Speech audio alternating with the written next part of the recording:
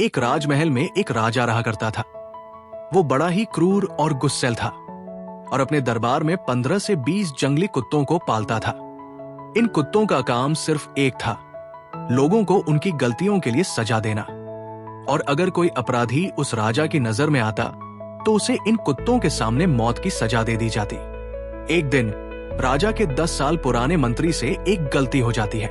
मंत्री जो हमेशा राजा की सेवा करता आया था, वो इस बार एक छोटी सी गलती कर बैठा।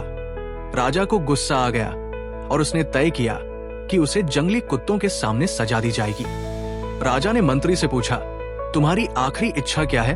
मंत्री ने बड़ी विनम्रता से कहा, राजन, आपने मुझे 10 सालों तक अपना विश्वास दिया है। मैं बस एक आखिरी निवेदन करता हूं, मुझे 10 दिन की मोहलत दीजिए ताकि मैं अपने कर्मों पर सोच सकूं।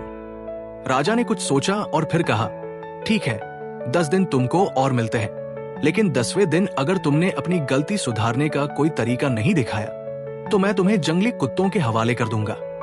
10 दिन बीतते हैं और मंत्री को पकड़कर सैनिक राजा के पास ले आते हैं। अब बारी आती है उस अंतिम सजा की। मंत्री को जंगली कुत्तों के सामने फेंक दिया जाता है और राजा घूरते हुए ये सब देख रहा होता है। लेकिन जो राजा ने सोचा था वो कुछ और ही हुआ। जंगली कुत्ते मंत्री पर टूटने की बजाय उसकी तरफ दौड़े और उसकी पैर चाटने लगे। वे उसकी पूंछ हिला हिलाकर खुशी से कूदने लगे। राजा हैरान होकर ये दृश्य देखता रहा। उसे समझ में ही नहीं आ रहा था कि ये क्या हो रहा है। राजा न सह सका और उसने मंत्री से पूछा, ये क्या है? ये कुत्ते तुम्हें काटने की बजाय तुम्हारे साथ क्यों खेल रहे हैं? क्या तुमने कोई जादू किया है? मंत्री हंसते हुए बोला, राजन, आपने मुझे 10 दिन की मोहलत दी थी। इन कुत्तों के साथ बिताए उस समय में मैं इनका ख्याल रखने में व्यस्त था। रोज इन्हें खाना खिलाता, उनकी देखभाल करता।